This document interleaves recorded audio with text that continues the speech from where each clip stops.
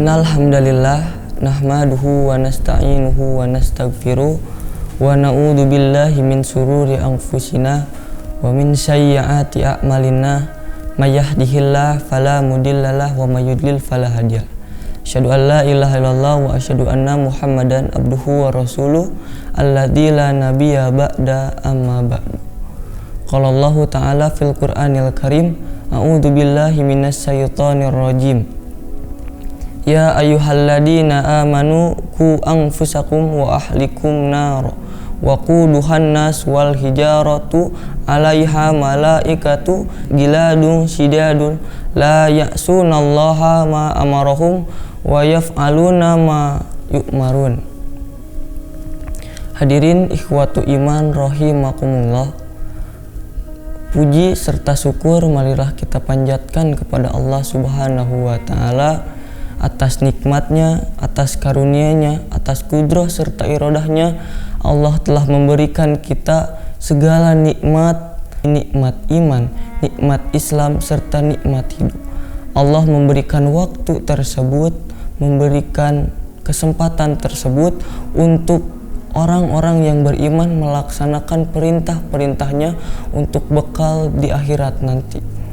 Maka dari itu, di sini ayat tersebut menjelaskan bahwa wahai orang-orang yang beriman, jagalah, peliharalah dirimu dan keluargamu dari api neraka yang bahan bakarnya manusia dan batu. Malaikat penjaganya yang kasar dan keras, yang tidak durhaka kepada Allah terhadap apa yang Dia perintahkan kepada mereka, yang selalu mengerjakan apa yang diperintahkan.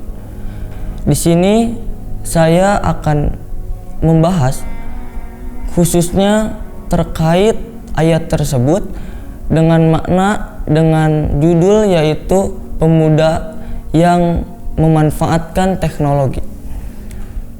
Teknologi bisa diibaratkan sebagai pisau, yang jika pisau itu diberikan kepada koki, diberikan kepada orang yang masak, tukang masak, maka itu bisa menjadi manfaat yang besar. Sebaliknya, jika pisau itu diberikan kepada penjahat, niscaya pisau itu akan dipergunakan untuk kejahatan. Nah, maka dari itu kita sebagai pemuda harus memanfaatkan apa yang menjadi teknologi. Karena teknologi itu bisa menjadi dampak yang positif, bisa menjadi dampak yang negatif. Apalagi kita sebagai pemuda. Terkadang pemuda ketika mempunyai masalah itu pasti, itu kadang-kadang pemuda itu ketika dia jauh dari keimanan dan ketakwaan kepada Allah Subhanahu wa taala, dia akan melakukan hal-hal yang memang dilarang oleh Allah Subhanahu wa taala.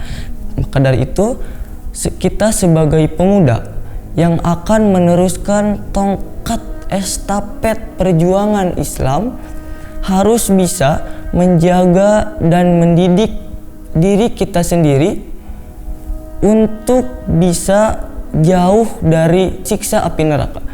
Karena bisa jadi teknologi yang kita sekarang gunakan, yang sekarang kita pegang, itu bisa saja menjerumuskan kita ke siksaan api neraka, yang memang neraka itu dijaga oleh malaikat-malaikat yang kasar, yang keras. Maka dari itu, ikhwatu iman rahimakumullah, kita sebagai umat muslim yang benar-benar iman harus bisa memanfaatkan teknologi dengan hal-hal yang baik, yang bisa menjadi suatu hal-hal yang baik. Maka dari itu, kita sebagai pemuda khususnya yang akan meneruskan perjuangan jihad, ustadz-ustadz kita harus bisa memanfaatkan teknologi. Karena tren-tren pada zaman sekarang bisa saja tren-tren tersebut yang munculnya dari barat bisa saja menjerumuskan kita ke dalam api neraka. Maka dari itu, jagalah diri kita, jagalah keluarga kita dari api neraka yang memang neraka itu bahan bakarnya adalah manusia dan batu. Yang penjaga neraka itu adalah malaikat-malaikat yang keras dan kasar.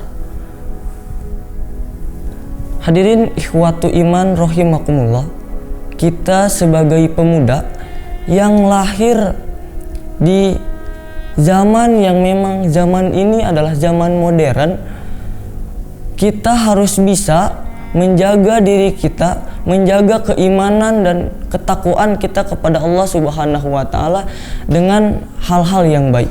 Karena itu sangat menjadi motivasi. Karena pada zaman sekarang banyak sekali pemuda-pemuda yang terjerumus, yang jauh dari kata keimanan kepada Allah Subhanahu wa taala. Maka ayat ini menjelaskan bahwa kita sebagai orang-orang Islam yang benar-benar iman harus menjaga keimanan dan ketakwaan kepada Allah Subhanahu wa taala supaya tidak terjerumus, supaya tidak masuk, supaya tidak disiksa oleh Allah Subhanahu wa taala di neraka kelak. Maka dari itu, pergunakanlah waktu yang Allah berikan, kesempatan yang Allah berikan kepada kita untuk melaksanakan hal-hal yang baik. Apalagi pemuda, yang memang pemuda itu rentan sekali dengan kemaksiatan.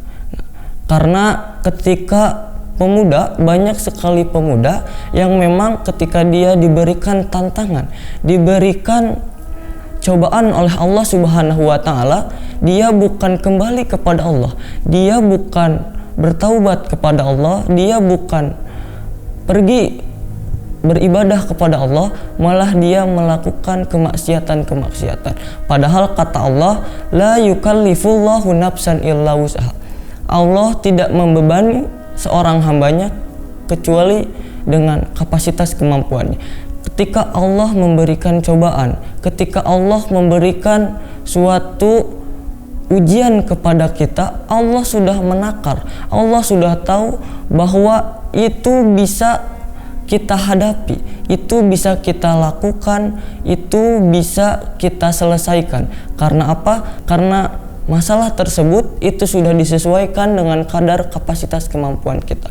Mungkin itu saja yang bisa saya sampaikan. Mohon maaf bila ada kesalahan, karena kesalahan datang dari saya dan kebenaran hanya datang dari Allah. Ditutup saja dengan doa, Robbana atina fid dunya hasanah wa fil akhirati hasanah wa qina adzabannar. Assalamualaikum warahmatullahi wabarakatuh.